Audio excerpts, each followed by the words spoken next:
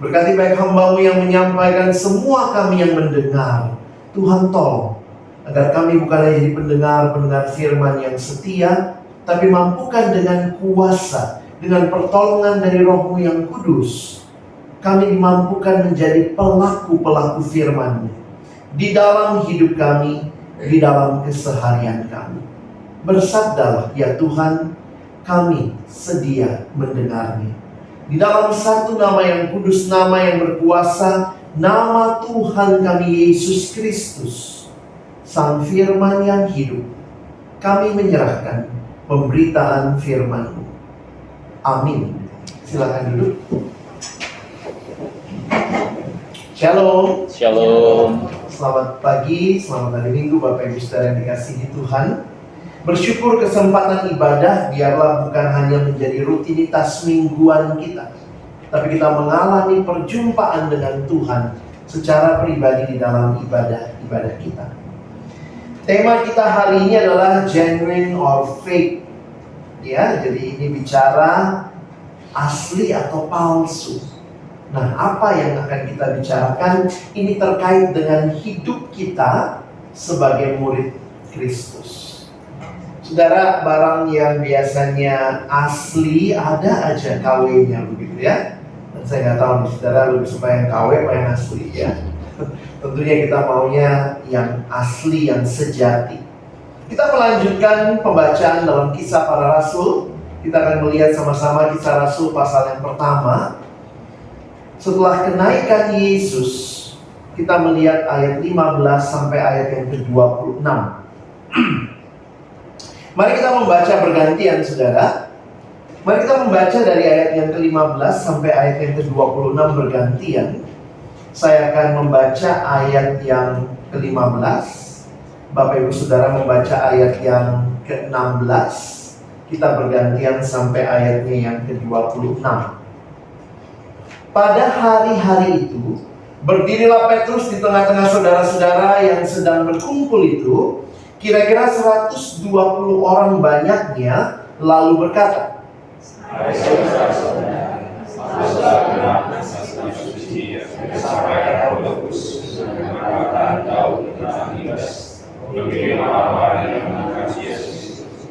dahulu ia termasuk bilangan kami dan mengambil bagian di dalam pelayanan ini.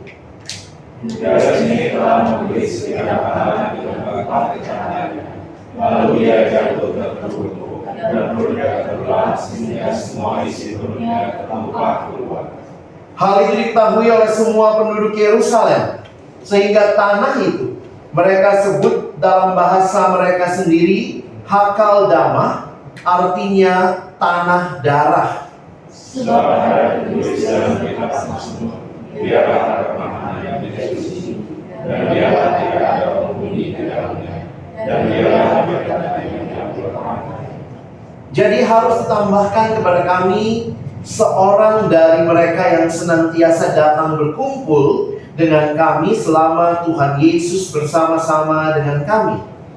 Itu mereka yang baptisan Yohanes supaya kami Yesus angkat ke surga untuk menjadi saksi dengan kami tentang kebenaran. Lalu mereka mengusulkan dua orang, Yusuf yang disebut Barsabas dan yang juga bernama Yustus dan Matias. Mereka semua berdoa dan berkata, ya Tuhan, Kaulah yang mengamati semua orang. Tunjukkanlah jalan siapa yang Kau pilih dari kedua orang. Untuk menerima jabatan pelayanan yaitu kerasulan yang ditinggalkan Yudas yang telah jatuh ke tempat yang wajar baginya. Lalu mereka membuang undi bagi kedua orang itu, dan yang kena undi adalah Matias. Dan dengan demikian dia ditambahkan kepada bilangan ke-11 rasul itu. Sedemikian jauh pembacaan firman Tuhan. Berbahagia kita yang bukan hanya membacanya, tapi juga merenungkannya, melakukannya dalam hidup kita dan bahkan membagikannya. Saudara yang dikasihi Tuhan, bagian ini adalah bagian yang terjadi kalau saudara perhatikan setelah Yesus naik ke surga. Ya, nah ini yang akan sama-sama kita lihat hari ini. Dan muncullah tokoh Petrus di situ. Ya, jadi setelah kebangkitan dan kenaikan Yesus, Para murid dihadapkan pada sebuah krisis. Yudas, salah satu dari ke-12 rasul, telah mengkhianati Yesus dan mati secara tragis. Nah, Kisah Para Rasul 1 ayat 15-26 yang baru kita baca, di sini kita melihat bagaimana Petrus berdiri di tengah komunitas orang percaya ini untuk menanggapi situasi ini. Memang kalau saudara lihat, Petrus nampaknya sudah begitu rupa menjadi sosok yang di kalangan para rasul juga sebagai pemimpin. Apa yang menarik saudara, waktu Petrus melihat situasi ini, kita bisa lihat Petrus melihat bahwa peristiwa Yudas di satu sisi menggenapi kitab suci. Nah, saya melihat memang ini kadang tidak mudah bagi kita untuk mengerti seluruh pemahaman tentang Allah yang memilih saudara. Jadi waktu Petrus berdiri, saya pikir dalam hikmat Tuhan, dia bisa memberikan perspektif yang tepat terhadap sebuah peristiwa. Saudara, kalau lihat sebuah peristiwa terjadi, kadang-kadang kita tidak mudah ya untuk memahami. Karena apa? Mungkin saudara dan saya, kita hanya melihat satu sisi, ya. Tetapi Petrus dalam hikmat Tuhan, dia melihat bahwa peristiwa Yudas itu menggenapi kitab suci.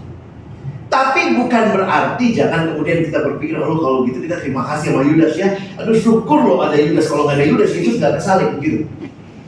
Saudara, itu bukan cara berpikir yang tepat. Bahkan tokoh reformasi Calvin sendiri mengatakan, meskipun itu menggenapi rencana Allah, tapi itu tidaklah menjadi sebuah alasan kita bersyukur, berterima kasih kepada Yudas. Dan apa yang Yudas lakukan adalah pilihannya sendiri.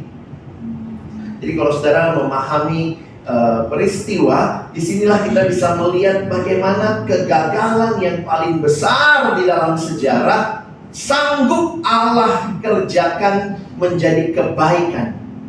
Dan itu hal yang harus kita sadari. Pikiran kita kadang-kadang terlalu terbatas untuk melihat semua itu. Tapi di dalamnya saya yakin, dalam tragedi sekalipun rencana Allah tetap tergenap. Ya, jadi saudara hati-hati untuk mengatakan ini pasti rencana Allah, ini bukan rencana Allah. Kita perlu rendah hati ya untuk belajar melihat bahwa apa yang terjadi dalam hidup kita, dalam dunia ini, kita lihat dari perspektif yang tepat.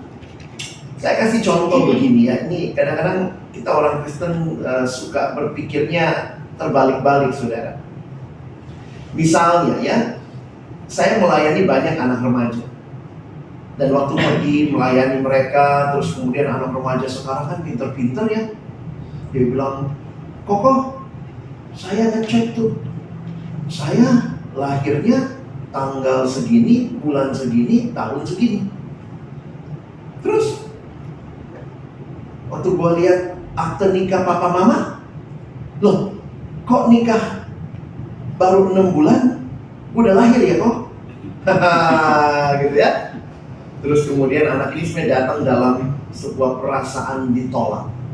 Dia bilang, berarti gue ini anak yang gak diharapkan kan kok? Gue ini bayi tabung, ditabung dulu baru mereka merit. Gitu kali ya. Jadi saya ini anak yang gak diharapkan. Terus saya bilang sama dia, kalau kamu melihatnya seperti itu sisimu melihat.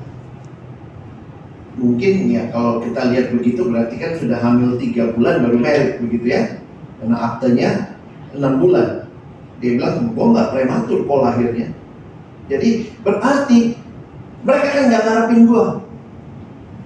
Nah saudara, gimana ngelihat situasi seperti itu? Saya katakan maaf, yang namanya dosa, tetap dosa, itu dosa papa mamamu, itu urusan mereka, harus minta ampun sama Tuhan. Tetapi di dalam cara pandang yang lain, kehadiranmu itu ada dalam rencana Allah. Ada nggak kita yang lahir, pas kita lahir Tuhan kaget, ih kok ada? Ada? Nggak ada kan? Jadi berarti semua kita ada dalam rencana Allah. Tapi kemudian bagaimana hal itu terjadi? Kesalahan, tanda kutip, kesalahan dua orang yang sebelum menikah berhubungan seks, lalu anaknya lahir. Anak ini tetap di dalam rencana Allah. Tapi bukan berarti kita thank you ya, udah nge-seks sebelum married, makanya ada anaknya gitu. Oh, anaknya jadi hamba Tuhan lagi. Oh, puji Tuhan. Nggak bisa, saudara. Bisa ngerti maksud saya? Yudas tetap salah. Papa mamanya tetap salah. Tetapi peristiwa itu dalam anugerah dan rencana Allah yang lebih besar, Allah memakainya untuk hal yang baik. Tapi sekali lagi, jangan berpikir kalau gitu gua hidupnya dosa-dosa aja, kan Tuhan bisa sanggup mengubah jadi baik. Itu saudara keterlaluan. Dan kita harus bisa mengerti hal ini secara seimbang. Jadi seringkali waktu ada peristiwa-peristiwa yang buruk terjadi, maka kita lihat ada masalah, ada yang harus mengaku dosa, ada. Tetapi lebih lagi kita berdoa, Tuhan dalam kedaulatanmu kau sanggup mengubah bahkan yang paling buruk menjadi hal yang paling baik. Itulah Tuhan kita, ya. Sehingga jangan saudara kemudian kita jadi melakukan dosa supaya rencana Allah tergenapi. Enggak gitu juga ya. Aku bikin dosa supaya rencana Allah tergenapi gitu ya. Karena bagian ini tidak mengajarkan seperti itu. Jadi kalau saudara perhatikan, kita masuk sekarang kepada kematiannya Yudas. Ya, Yudas itu mati tragis di ladang yang dibelinya dengan uang pengkhianatan. Ladang itu disebut Hakal Damah, tanah darah, karena dibeli dengan uang darah. Maksudnya kenapa? Yesus kan tersalib, ya, disalibkan, lalu kemudian dia mati. Dan itu menunjukkan bahwa ya 30 keping perak itu memang kalau kita perhatikan, jadi pertanyaan, Yudas ini matinya gantung diri, karena kan dituliskan di Injil gitu ya. Tapi di dalam bagian ini dikatakan apa? Tadi perutnya ya, saudara coba lihat itu ya, dikatakan jatuh tertelungkup dan perutnya terbelah sehingga semua isi perutnya tertumpah keluar. Serem banget nih matinya.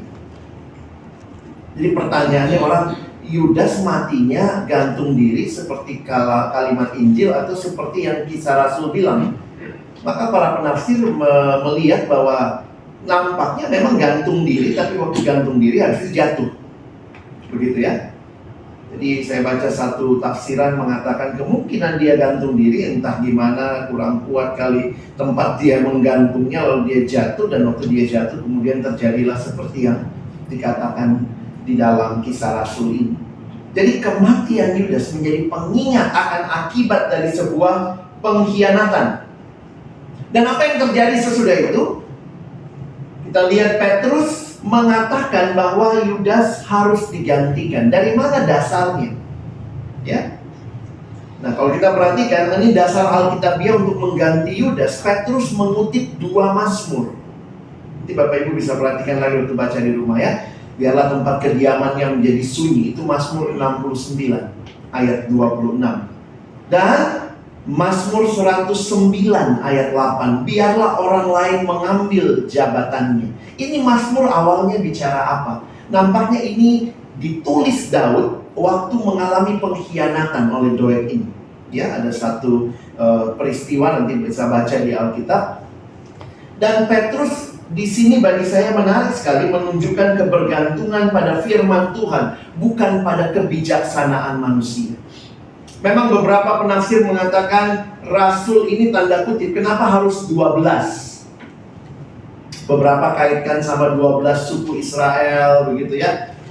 Tapi secara umum kalau kita perhatikan, memang ini seperti penggenapan dari apa? Sekali lagi, dari apa yang sudah ditulis di perjanjian lama, bahwa harus digenapkan, ada orang lain mengambil jabatannya.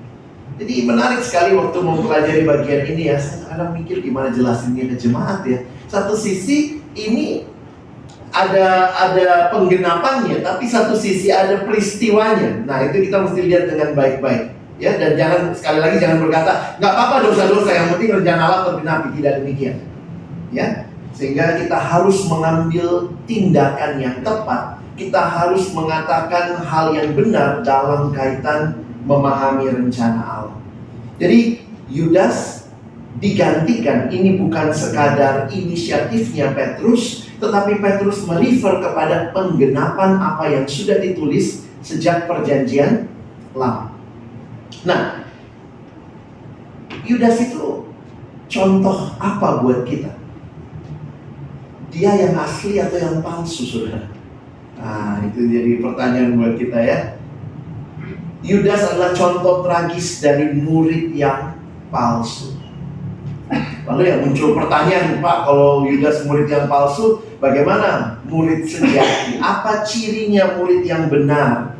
Nah, dari bacaan kita pagi ini, mari kita coba pikir sama-sama, kita refleksikan buat diri kita. Jadi kadang-kadang ada orang kalau dengar khotbah, dia suka gitu, coba sih ini denger ya, bagus banget khotbah itu, coba sih itu denger ya. Khotbah itu bukan buat orang lain pertama-tama, saudara ya. Buat siapa? Buat diri kita. Amin. Ya, jadi waktu kita saudara nanti belajar ya, saya akan coba share sedikit apa yang membedakan murid sejati dari yang palsu. Nah, saudara evaluasi diri ya. Bukan berdasarkan ini, oh dia murid palsu, ini sejati, ini bukan begitu saudara ya. Mari kita terapkan dan evaluasi diri kita. Ada 3 prinsip yang saya perhatikan yang muncul dari respon para rasul. Jadi saya coba ambil 3 hal ini dari apa yang para rasul waktu itu lakukan ataupun yang Petrus katakan. Yang pertama, kalau saudara perhatikan di ayat 24, berarti murid sejati itu adalah murid yang dipanggil dan dipilih oleh Tuhan. Kenapa? Perhatikan waktu itu, mereka semua berdoa dan berkata, "Ya Tuhan, Engkaulah yang mengenal hati semua orang. Tunjukkanlah kiranya siapa yang Engkau pilih dari kedua orang ini." Memang kalau kita perhatikan, bukan berarti kalau demikian yang namanya, tadi kan ada Matias, yang satu namanya Justus yang dipanggilnya Justus atau Yusuf Barsabas, bukan berarti yang satu bukan murid. Tidak ya. Kalau saudara perhatikan, sebenarnya ini kan dalam kaitan mengganti rasul. Karena nggak mungkin semua orangnya jadi rasul begitu ya. Karena kita pikir kenapa nggak 13 lah, masukin aja begitu ya. Belakangan kan Paulus ditambahkan juga ke dalam bilangan itu. Jadi, tapi konteksnya waktu itu yang saya mau ambil adalah lihat bahwa yang namanya murid itu adalah orang yang dipilih Tuhan. Jadi murid itu bukan masalah mendaftar, gue daftar dong jadi murid ya. Tetapi kalau kita lihat dari perspektif yang kekal, sebenarnya Allah lah yang telah memilih, menunjuk, menentukan. Dan orang yang dipilih itu di dalam sejarah akan meresponi panggilan itu. Nah itu ya poinnya. Kalau Bapak Ibu coba lihat hidup kita ya, kok saya rajin gereja, kok saya datang, kok saya percaya Tuhan Yesus. Jangan berpikir bahwa oh karena saya yang mau. Kalau gue nggak mau ya udah Tuhan Yesus bawa. Enggak. Tetapi karena Tuhan memilih saudara, maka di dalam sejarah berbagai peristiwa terjadi. Akhirnya saudara datang kepada Dia meresponi panggilannya. Jadi menjadi murid itu anugerah Tuhan, saudara. Murid yang asli anugerah Tuhan, saya yakin. Tapi bagaimana saya tahu? Memang nanti waktu akhir zaman baru ketahuan siapa yang benar-benar asli, siapa yang palsu. Tapi ya Yesus pernah bilang lalang sama gandum dibiarkan tumbuh bersama. Nanti waktu terakhir baru kelihatan pemisahan. Karena itu kadang-kadang kita jangan terlalu cepat menghakimi ya. Saya agak takut tema ini nanti dari sini kita pulang penghakiman. Ini kayak murid palsu, ini asli. Pastiin diri kita deh. Orang lain itu, ya kita doakan misalnya kan. Ada yang nanya sama saya, "Pak itu pindah agama Pak. Dulu orang gereja, sekarang udah gak datang gereja lagi. Dia palsu ya Pak?" Saya gak bisa bilang, iya kalau saya bilang dia palsu. Kata Pak Pendeta lu palsu. Karena ingat, penjahat di samping Yesus di akhir hidupnya kembali. Ya bukan kembali lah ya, dia percaya sama Kristus. Selamat gak? Selamat. Jadi keselamatan itu bukan tergantung. Kadang-kadang saya lihat gini ya, hati-hati kita terlalu cepat menghakimi karena orang itu masih dalam proses waktu. Dia masih dalam proses waktu. Dia belum final kok. Maka nanti kita akan tahu. Tapi ada ciri-cirinya yang mesti kita baca nih. Kalau dia kira-kira, wah ini kalau begini terus palsu nih. Maka kita doakan, kita ajak lagi balik ke gereja supaya benar-benar dia menjadi orang yang asli, kira-kira gitu ya, untuk menghayati anugerah Allah itu. Nah, saya tulis begini ya. Menarik sekali, para rasul tidak memilih secara manusiawi, mereka berdoa. Dan doa itu tadi minta Tuhan tunjukkan, ya. Yang kedua, kata memilih itu menunjukkan yang memilih itu Allah. Ini tindakan aktif berdasarkan kedaulatan Allah. Dan pemilihan ini, kalau kita baca di Alkitab semua dari awal kan masih ingat Nabi ini dipilih, Musa dipilih. Jadi sebenarnya murid sejati itu pun juga bukan karena dia daftar untuk jadi murid, tapi di dalam kekekalan ini adalah pilihan Allah. Dan ini yang saya katakan tadi ya, pemilihan Allah itu menegaskan bahwa pelayanan, kehidupan jadi murid adalah anugerah. Bukan kamu yang memilih aku, kata Yesus di Yohanes 15. Akulah yang memilih kamu dan menetapkan kamu. Jadi murid sejati itu, saya yakini, kita yakini meresponi panggilan Allah di dalam waktu hidupnya. Ya, itu yang pertama. Jadi mari kita pastikan ya, wah Tuhan terima kasih kau pilih aku bisa datang. Kayaknya dulu aku nolak-nolak ketemu Tuhan, datang ke gereja. Tapi sebenarnya di dalam anugerah-Mu Engkau Allah yang berdaulat. Saudara dan saya, kalau engkau dan saya selamat, engkau dan saya jadi murid, semua karena anugerah Tuhan. Jangan sombong. Yang kedua, nah ini menarik sekali. Murid sejati tidak hanya hadir secara fisik, tapi turut setia dalam misi Kristus. Ternyata kalau saudara perhatikan, Yesus itu punya murid bukan cuma 12. Masih ingat Yesus pernah mengutus 70 murid berdua-berdua. Bahkan di dalam ayat ini dikatakan waktu itu berkumpul 120 orang. Itu udah satu jemaat. Ini kayak Citra Raya. 120 loh, waktu Yesus naik ke surga itu sudah ada 120 murid. Nah, jadi waktu mereka milih itu, Matias itu dan Yusuf itu termasuk orang-orang yang dari awal bersama tapi tidak dijadikan rasul, ya. Jadi ingat, ada banyak murid tapi yang dijadikan rasul tidak semua. Nah, kalau saudara perhatikan, maka mereka ingatkan bahwa harus ditambahkan kepada kami seorang dari mereka yang senantiasa datang berkumpul dengan kami selama Tuhan Yesus bersama-sama dengan kami. Kenapa kehadiran itu penting? Karena waktu itu misinya adalah jadi saksi. Saudara lihat ya, menjadi saksi kami dengan kami tentang kebangkitannya. Nah, sebenarnya waktu saya perhatikan, saya renungkan, bukankah Yudas dari awal juga bareng ya? Yudas hadir secara fisik. Tetapi hadir secara fisik ternyata bukan hanya itu, saudara. Lebih dalam lagi, harusnya hatinya seperti hati Kristus. Ini yang kadang-kadang kalau kita perhatikan, yang murid itu bisa kelihatan aja aktif, datang begitu ya. Tapi seperti Yudas, saudara ingat Yudas itu apa? Dia bendaharanya Yesus. Bahkan satu buku yang saya baca, dia bilang mungkin Yudas yang paling pintar loh dari murid-murid Yesus. Kan yang lain nelayan ya. Ada sih pintar juga tuh ya, Matius ya, pemungut cukai ya. Nah, yang kita benci ya, orang bea cukai ya. Gitu ya. Nah, tapi Yudas jadi bendahara. Kemungkinan Yudas punya latar belakang keuangan lah, kira-kira begitu ya. Tapi untuk apa dia ngelola keuangan?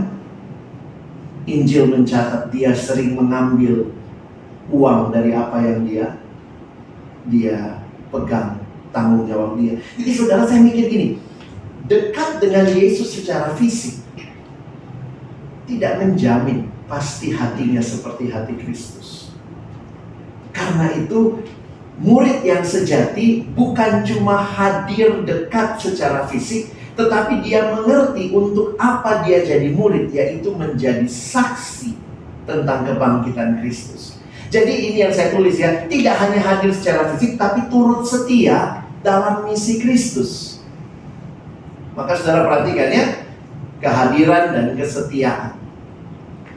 Saya juga nggak mau bilang murid sejati yang nggak pernah ke gereja, nggak gitu juga saudara ya.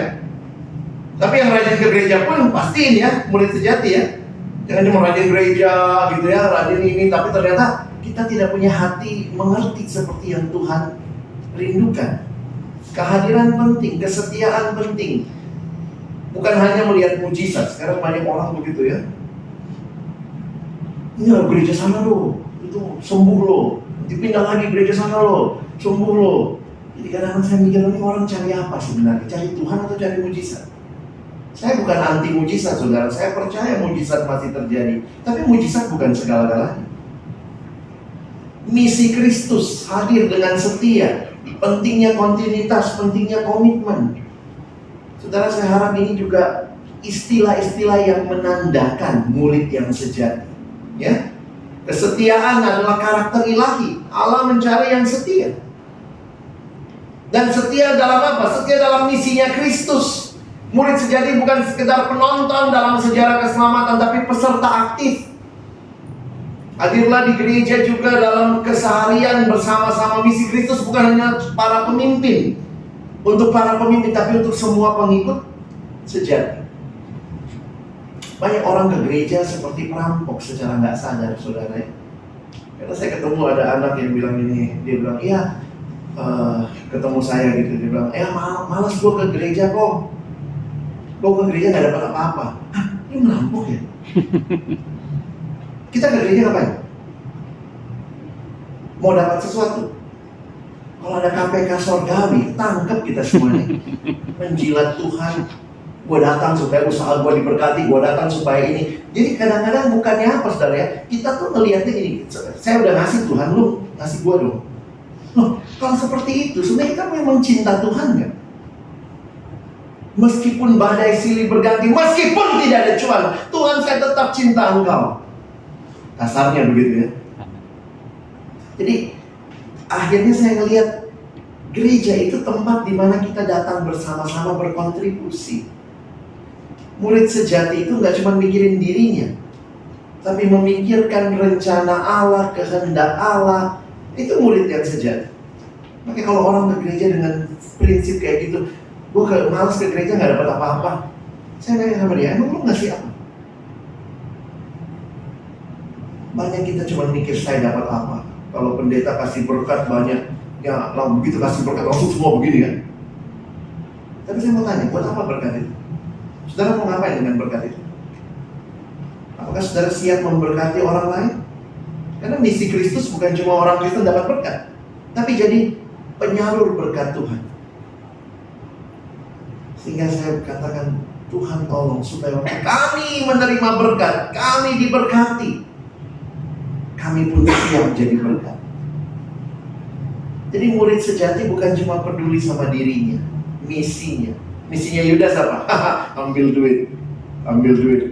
Pokoknya dapat sesuatu dari Yesus, Tapi benar-benar berkata, Tuhan, aku ingin menyerahkan yang terbaik kepada. Jadi coba kita koreksi lagi ya. Ngapain kita ke gereja? Benar-benar cari Tuhan atau cari cuan?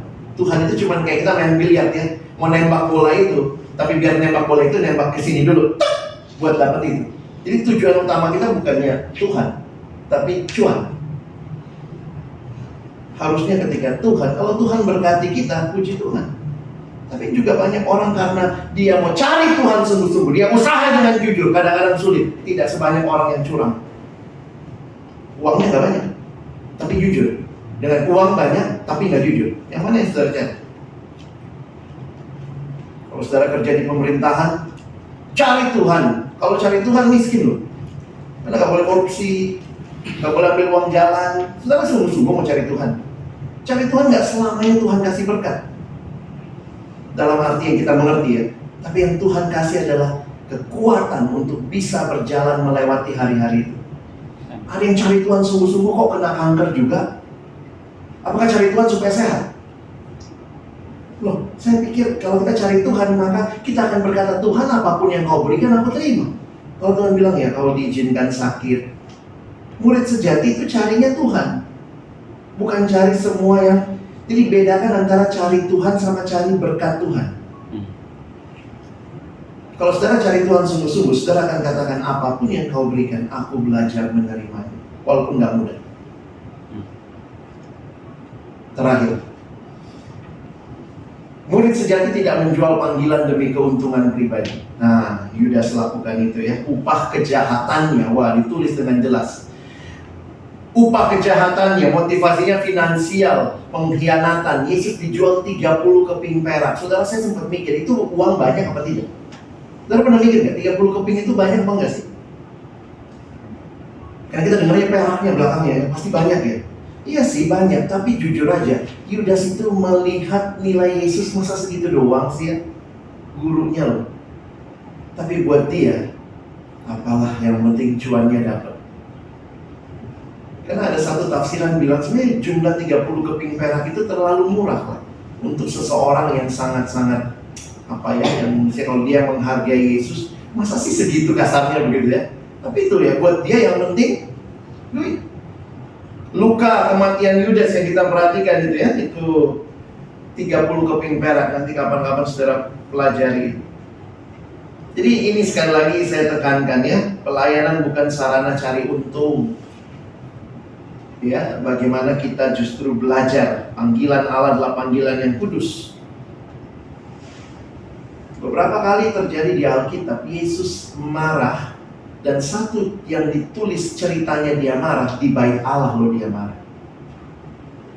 Marahnya kenapa? Karena orang memakai rumahnya untuk berdagang, ya. Dia usir pedagang itu. Saudara tahu, waktu itu kan orang Israel kalau datang ibadah harus bawa kurban, benar? Kenapa di bait Allah ada meja penukar uang? Jadi waktu itu mereka dijajah oleh Romawi, oke? Karena dijajah oleh Romawi, maka uang yang harusnya dipakai uang Romawi. Tapi orang-orang di bait Allah itu nggak boleh pakai uang Romawi. Ini bait Allah Yahudi, maka mereka punya uang Yahudi. Jadi makanya ada money changer di gereja. Di bait Allah waktu itu. Jadi kalau datang mau kasih persembahan mesti tukar dulu. Nah begitu tukar, kursnya dimainin untuk dapat untung. Kalau orang datang jauh-jauh bawa kurban, kurbannya apa? Domba, kambing, begitu ya. Tapi siapa yang menentukan domba kambingnya ini masuk ke kriteria atau tidak? Imam-imam kan? Kan imam yang akan persembahan. Begitu masuk nih, dombanya, aduh sorry, domba yang lu bawa nggak cukup. Nah, gimana nih? Ya udah beli aja sama kami. Beli dari mereka. Harganya dinaikin. Makanya di dalam bait Allah ada tempat jual kambing, domba. Jadi orang juga udah males, daripada gue bawa sendiri nanti dibilang nggak bisa, mendingan beli di situ. Uangnya juga begitu. Bayangkan bait Allah jadi tempat orang cari duit. Sehingga bagi Yesus, murid sejati menjaga integritas dan dia fokus bukan pada dirinya, tapi pada Tuhan. Saudara, gak gampang jadi murid sejati ya.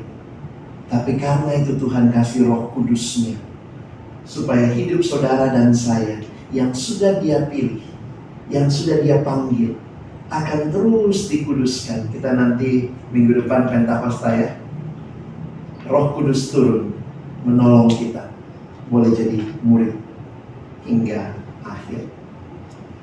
Jadi saudara, sebagai penutup ini kesimpulannya ya, apa yang membedakan murid sejati dari yang palsu? Tentunya murid sejati itu dipilih oleh Tuhan, setia dalam misi Tuhan, dan terus menjaga integritas hidupnya, integritas hatinya, dan tidak serakah. Paling tidak itu yang kita belajar dari Yudas. Selamat menjadi murid yang sejati. Tuhan memberkati kita. Amin. Mari berdoa. Tuhan, terima kasih buat firman-Mu. Terima kasih buat setiap hati yang terbuka di hadapan-Mu. Kami sungguh berdoa, tolong kami terus hidup, terus bertumbuh menjadi murid yang sejati. Murid yang bukan hanya dekat dengan aktivitas-aktivitas rohani, bukan hanya rajin dan rutin datang ke gereja, tapi hati kami, pikiran kami, perilaku kami benar-benar mencerminkan siapa Yesus yang kami ikuti. Seperti lagu yang kami nyanyikan sebelum kami dengar firman tadi. Ku mau mirip Yesus. di dalam hidupku.